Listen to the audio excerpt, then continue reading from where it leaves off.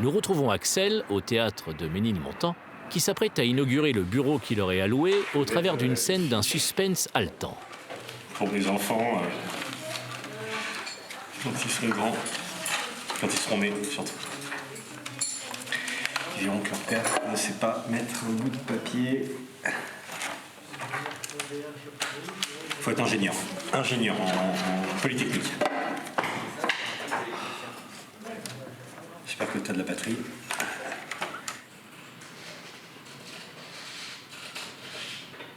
Ah, on est pas mal.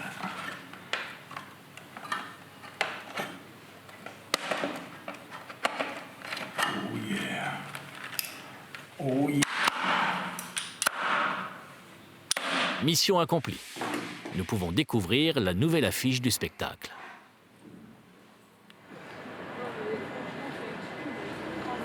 Mais revenons-en à nos moutons.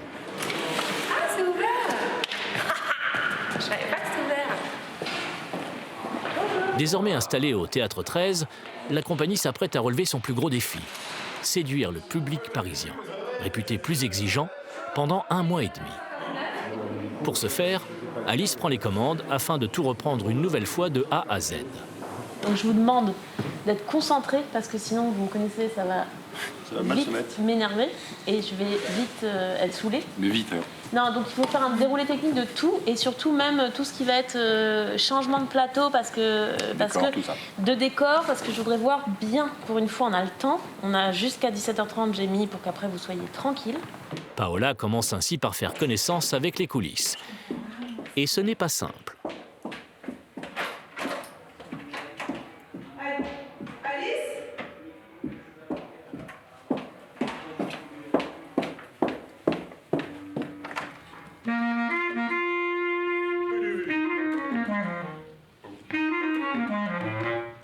Bien que le spectacle soit rodé, tout doit être huilé pour Alice et l'équipe du théâtre pour le soir de la première. Au début, vous la placez le max puisqu'il arrive de là. Donc tu vois ce que je veux dire ? Ouais. Tu peux la placer au maximum de ce que tu pourras avoir même la moitié du mur.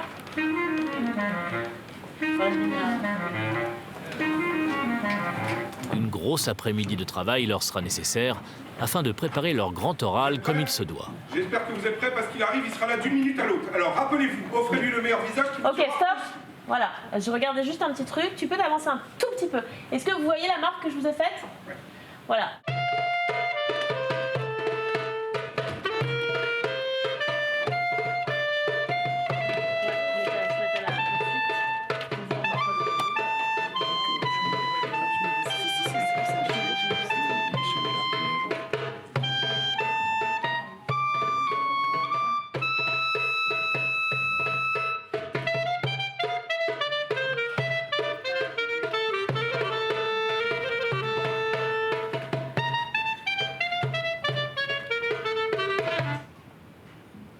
Qui souffre, ver de terre amoureux d'une étoile, qui pour vous donnera son âme s'il le faut, et qui se meurt en bas quand vous brillez en haut.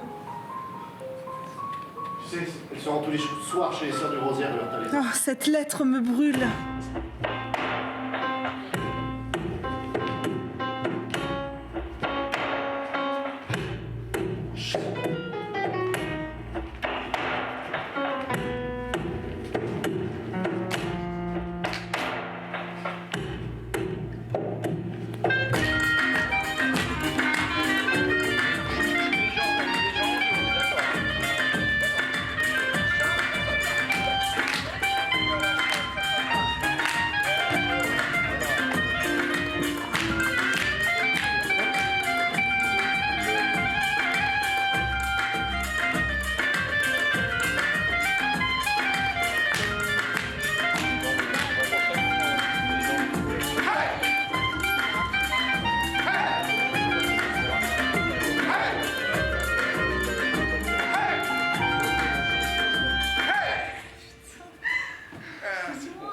Et voilà, il y a un piano, de faire des choses qui sont un problème. La directrice du théâtre, Colette Nucci, et les membres de l'administration viennent leur souhaiter bonne chance.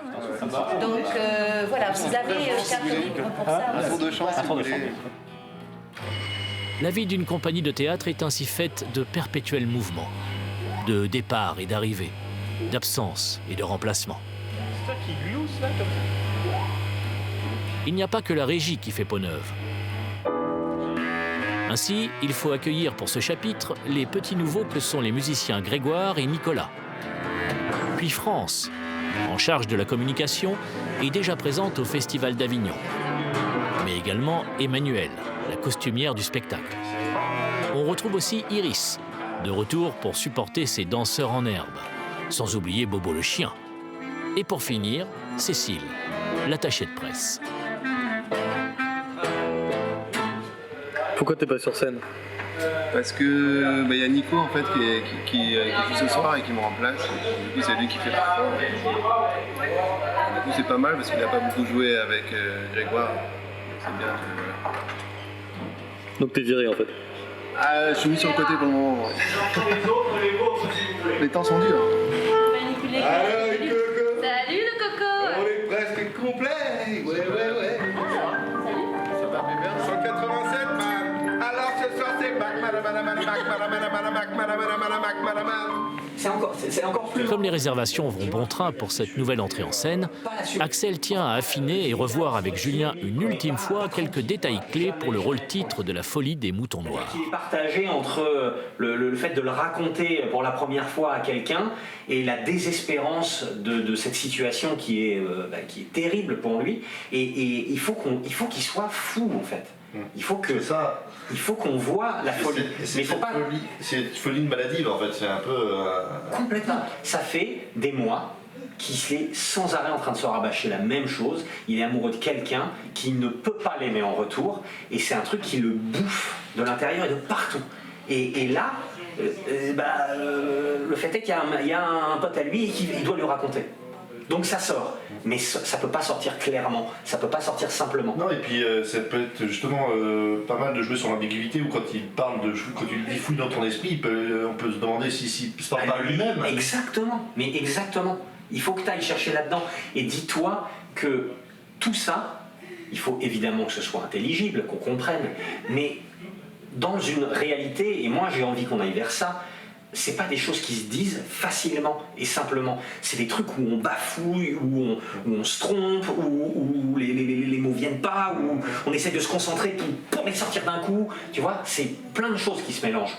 Mais quand on est dans un tel état... Je trouve que c'est vachement bien de ton indication de m'appuyer plus sur Bertrand. Ah ben oui, ouais, non, mais c'est évident. Du coup, d'être face publique, c'est trop codifié, et du coup, c'est ça.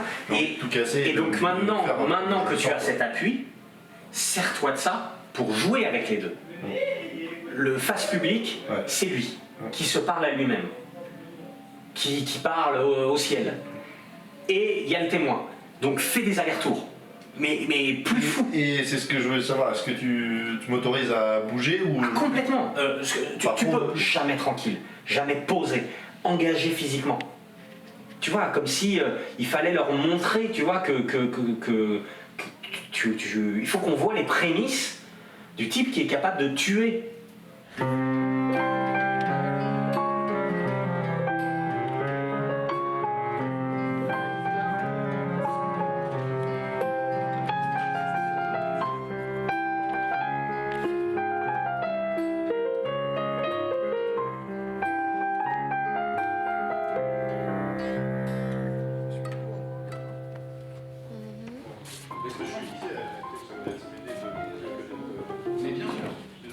Parce que en fait dans le principe de la scène, c'est à moi que tu parles.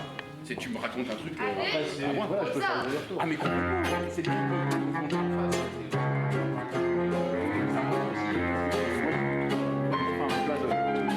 Moi je t'écoute, je suis là, je suis sur toi entièrement.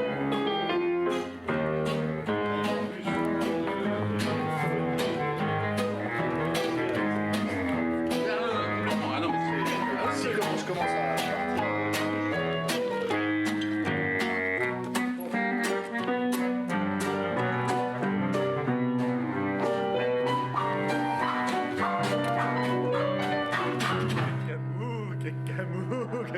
Merci, éclairagiste, de nous mettre de la lumière dessus. Est-ce qu'on peut pas faire une bulle protectrice de Bertrand? Ouais. appeler Bernard, son double maléfique du plateau.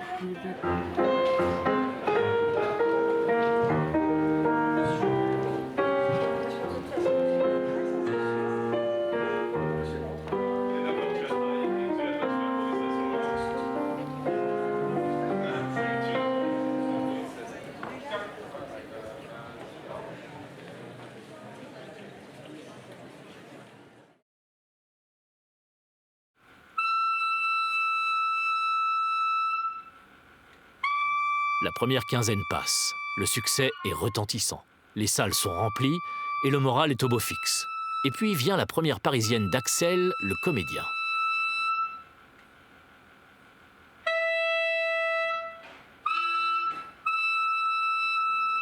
Coutumier du fait, il a le trac. Vous êtes péteux. Vous êtes chaud? J'espère que vous êtes chaud, hein, parce qu'il arrive. Ouais, après c'était. Non, pas du tout. Avant-hier, c'était. Oh, ouais, c'était hésitant. Pas du tout. Ah non, ça fait très longtemps que c'est plus hésitant. Mais t'as pas de réponse et tu sais. Oui. Oui, non, mais parce qu'il y a zéro réponse. Alors, oui, eh ben, bon, alors. Oui, va être trop fort. Prenez tous bien des pastilles à la menthe. Attention, mais on a l'impression que tu. Moi, je me suis dit, quand tu joues, tu vas pas me faire chier, quoi. C'est pas. Prenez bien des pastilles à la menthe. Soyez attentifs à. Oh là là, nom de Dieu! Attentifs à moi parce que j'ai peur. Attentifs ensemble. Soutenez-moi et on s'amuse et qu'on rigole et ça va être très beau. Ouais, ça va être super. Les cheveux sont très forts. Allez, merde. Non, j'ai pas envie de vous lâcher. On va se concentrer. Merde à vous. Allez, Merde les gars. Merde à tous. C'est rare d'employer le mot tibia. Bah, c'est pas si rare que Là, ça. qu'il y a un grand tibia. Des gens. Tu le dis souvent dans la vie. Bien sûr. Parce que c'est vrai. Putain, qu'hier, on faisait des courses. Ah non, ah bon? Ouais, j'ai fait comme ça. Ah putain, je me suis fait mal au tibia. Ouais, ok. Mais tu t'es vraiment cogné? Ouais. Tu jures sur la vie de ta mère. Oui, pas un merde. Non, tu vois? T'étais mensonge. C'est ok. C'est ok. Tu es magnifique. C'est bat. C'est in. Ouais, il chantonne, mais contemple-toi. Contemple-toi. Attends, ça veut dire qu'on y va là? Non. Parce que j'ai encore 2-3 mots. Attends, j'ai encore 2-3 trucs à régler. Parce qu'en termes de concentration, d'introspection, je pense que je suis arrivé à un contrôle total.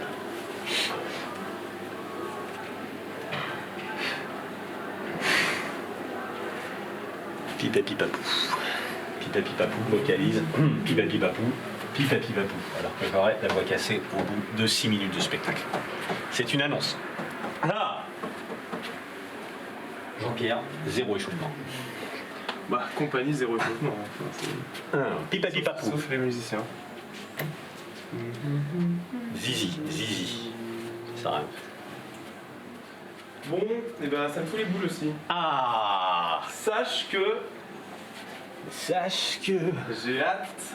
Sache que je le mets dans l'insécurité. Je suis le malaise des banlieues, je le mets dans l'insécurité totale. Il se dit waouh, il y a un truc de funambule, un spectacle de funambule. Ouais, c'est un peu ça. En mode. J'adore. C'est bon, on peut y aller, Gus?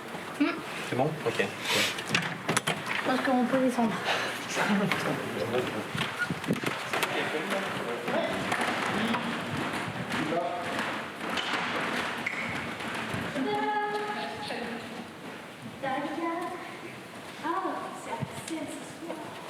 pourras couper le 16 du haut, s'il te plaît?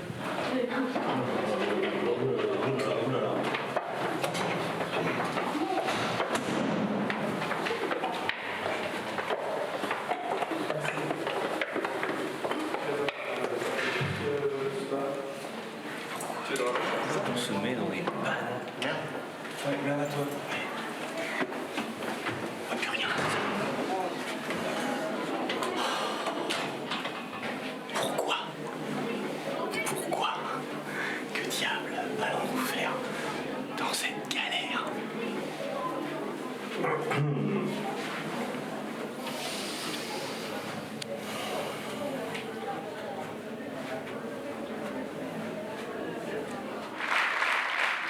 Mais inutile de paniquer. La représentation sera une réussite. La salle est pleine et notre fine équipe s'autorise même un selfie avec le public. On va faire une photo. Alors après, il y a un petit formulaire, vous le remplissez et on mettra des domaines sur votre photo. Vous êtes prêts? Nul doute, le succès est à son comble pour le spectacle, mais en ce vendredi 13 novembre 2015, l'actualité est ailleurs. À 2 arrondissements de là, un choc national va venir couper court à leur élan, brutalement. Plusieurs morts, au moins 7 blessés dans un restaurant du 10e arrondissement. Il y a eu 6 corps étendus rue Charonne. Rue Charonne, mais à quel endroit, putain? Et c'est quoi, c'est des gars qui sont arrivés en voiture, on sait pas?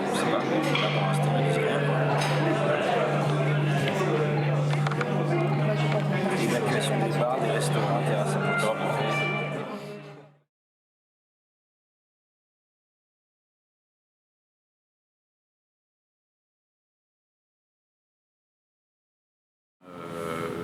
Une journée, grosso modo, c'est 1 400 €. Hein. Le coût plateau par soir, c'est 1 400 €. Donc 2 jours, c'est 2008 à sortir sans aucune recette. La DAMI nous demande de payer ces 2 jours en nous disant qu'ils sont conscients du problème que les attentats ont posé et qu'ils sont en train de voir comment ils peuvent aider les compagnies qui sont dans ce problème-là par une aide financière, etc. C'est même pas un problème, c'est une obligation. Non, oui, bien sûr. Mais se pose de toute façon le truc éthique, moral, que personne n'y est pour rien. Ni les gens qui sont employés, ni les gens qui sont employeurs, c'est-à-dire que tout le monde se retrouve dans la même merde. Voilà, ce que nous on propose, c'est donc de payer l'ensemble tel que c'est prévu, et en fonction de ce que la DAMI et la mairie de Paris nous donneront ou pas, à hauteur, quelle hauteur, de vous demander si vraiment c'est tout petit et que nous, ça met la compagnie vraiment dans la merde, d'accepter que par exemple sur les 2-3 prochaines dates de Ruy Blas, on redescende des cachets de 120 à des cachets de 100. C'est une situation exceptionnelle, c'est une situation où personne n'est responsable. Et on est dans une économie qui est extrêmement fragile. Donc voilà. Si ça se trouve, voilà, si on arrive à faire, cette semaine va être difficile, si on arrive à faire remonter le truc sur les 2 dernières semaines et que la fréquentation augmente, on aura peut-être de quoi les payer. Mais voilà, c'est possible que ça nous mette dans une situation vraiment merdique, quoi. Bon. Un bon. Un baiso. Allez, monsieur Lafondel. Comment continuer? Comment poursuivre cette aventure si bien embarquée dans de telles conditions? Les esprits sont ailleurs. La problématique est à présent tout autre. Comment divertir une population qui ne le souhaite pas vraiment?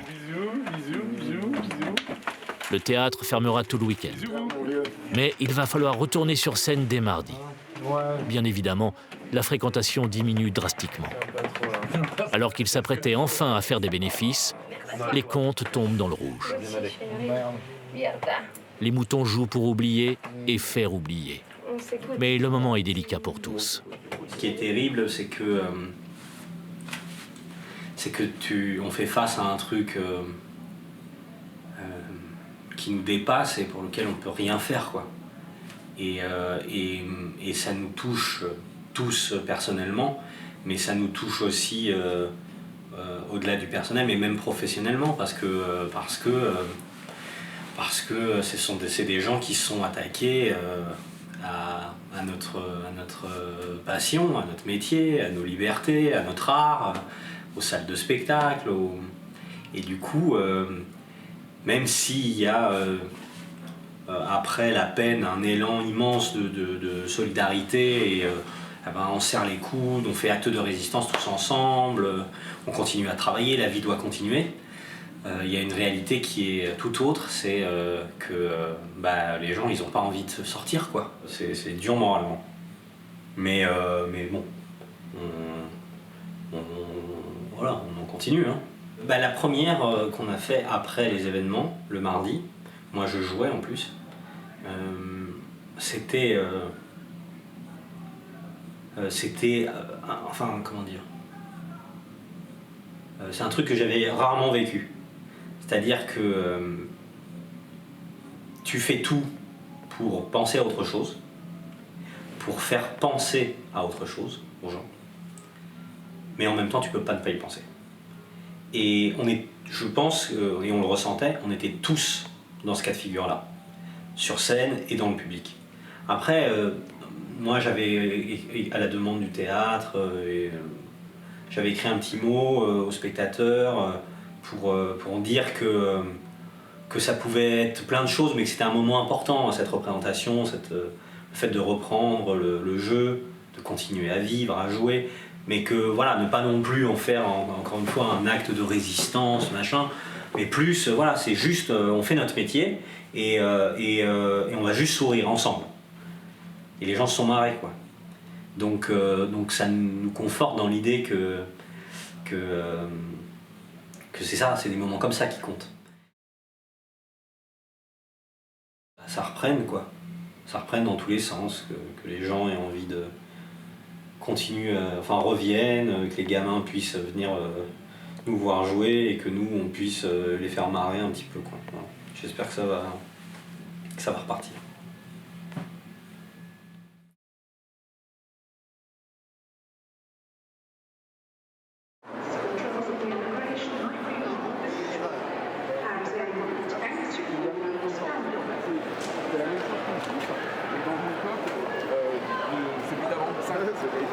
Tous nos moutons reprennent du pelage de la bête et repartent à l'aventure. Nous les retrouvons en partance pour la Corée du Sud, où ils vont jouer au Festival international de Busan avec pas moins de 3 spectacles. La machine moutonne repart de l'avant. Pour ce qui est des trucs de logistique, vous avez évidemment vos feuilles de route, et on demande tout à Alice. L'horaire, on dit 18h, mais s'il y a des changements, si on a des choses, par exemple, avec l'organisation d'ouverture. Un gros zizi en plus. Un gros zizi comme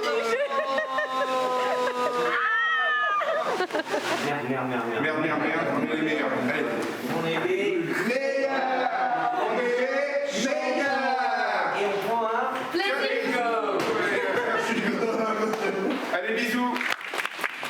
여러분께 극단 엘레멘의 수준놀이 소개하게 되어 무척 영광입니다.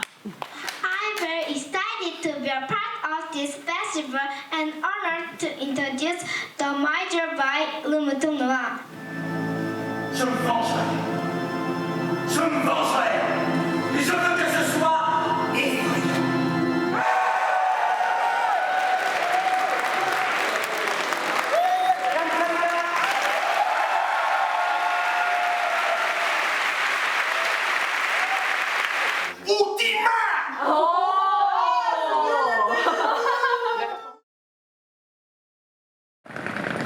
De retour en France, les Moutons Noirs passent par le Festival d'Anjou, deuxième plus grand rassemblement théâtral annuel après Avignon.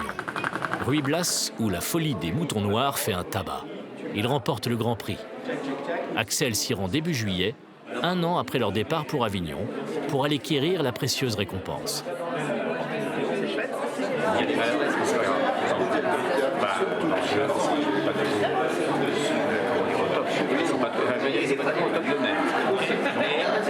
Mais il y a cette dinguerie. Le prix remis à la compagnie, et c'est, je crois, Sophie qui est chargée de cette lourde tâche. Tout à fait. Alors, après moult empoignades, arrachage de cheveux, morsures et autres amabilités démocratiques, on a finalement réussi à se mettre d'accord sur un spectacle dont la fantaisie qui confine vraiment, qui Je ne sais pas, ça dépend de la suite. J'avais préparé un texte et là qui confine sans doute à la folie. Oui, voilà, c'est bien. C'est bien ça. Oui, c'est bien, ça on peut continuer. Ok.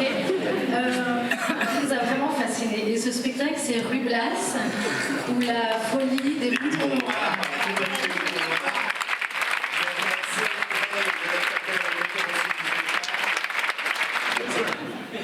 mot, Axel. Merci infiniment. Je suis très touché, très fier au nom de toute la troupe des Moutons Noirs. Vraiment merci. Merci au Festival d'Anjou, Nicolas Briançon, de nous avoir donné cette magnifique opportunité de jouer dans ce plutôt très joli théâtre et puis dans ce prestigieux festival. Ça récompense 3 ans de travail acharné, de 3 ans de passion pour faire vivre, pour faire exister ce spectacle contre vents et marées. Et du coup, merci de nous donner l'opportunité de continuer cette aventure. Et merci pour ce soutien qui va permettre de faire naître une nouvelle aventure et une nouvelle histoire. Donc voilà, merci infiniment.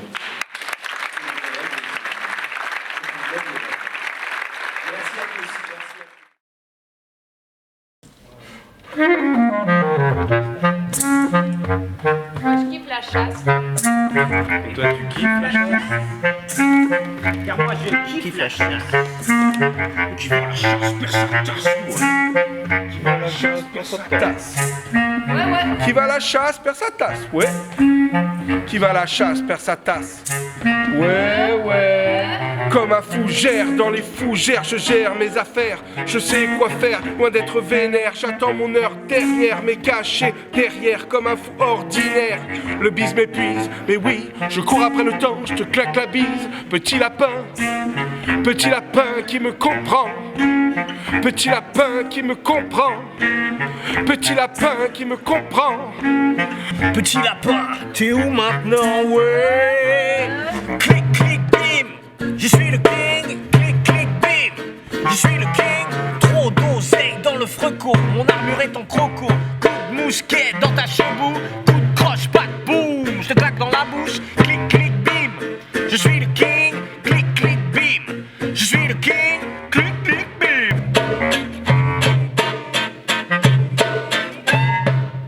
Je t'avais assuré la soirée, elle aurait pu. Là, elle était prête parce que quelqu'un qui dit je vais être dans un petit coin naturiste à côté si vous voulez me reprendre.